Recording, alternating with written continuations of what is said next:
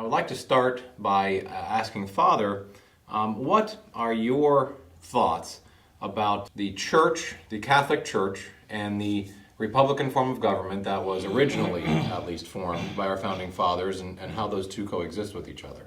Well, the Church does not adopt any particular form of government for the nations of the world. Obviously, the form of government for the Church itself was established by our Lord, and so the Church received that from our Lord and carefully protects that. The modernists today are attacking that. They're changing the very nature of the papacy, basically creating their own, counter-papacy or anti-papacy. But the real Catholic Church received from our Lord its own form of government. But as far as the forms of governments of nations, the Church says that it's up to the people of those nations to determine what form of government they want. And the Church has worked with monarchies and has worked with republics, representative governments. The Church has worked with aristocracies. The Church has always acknowledged, though, that when these forms of governments corrupt, monarchy will become a tyranny, and an aristocracy will corrupt into an oligarchy, and a republic will sometimes corrupt into a democracy. Democracy was always considered to be, even in ancient times, a kind of corrupt form of government, because it was associated with rule by the mob, mobocracy.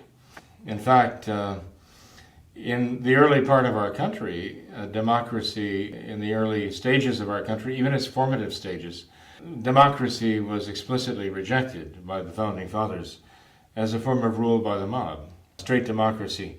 So the Republican form of government, insofar as we are a republic, insofar as we are a representative republic, is perfectly acceptable to the Catholic Church. What the Church is concerned about is not so much the structure of the government as what is the Constitution, what are the ruling principles of the government, what are the principles governing its laws, the judgment of the compliance with or violation of the laws, and the execution then of reward and punishment. The Church's whole point is to preach the gospel, as our Lord said, to justify and sanctify human souls, and to teach them to observe the moral law of God and make men faithful to God. So, if the laws of any society, regardless of its form of government, are in conformity with the law of the gospel, the Church says this is exactly what the Church itself wants.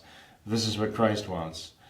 And so this, the Church says, is a good form of government. To the extent that the principles governing in a society, and of course this has to do with the individuals who are in positions of authority, to the extent that they reject the law of Christ, and they are contrary to the natural law and the divine positive law established by our Lord, they are evil, and they will produce very evil fruits, and the people will suffer accordingly.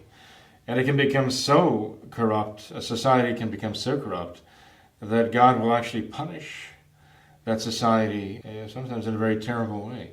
Often they bring their own corruption brings this punishment upon them. They say that virtue is its own reward. In nations that is true.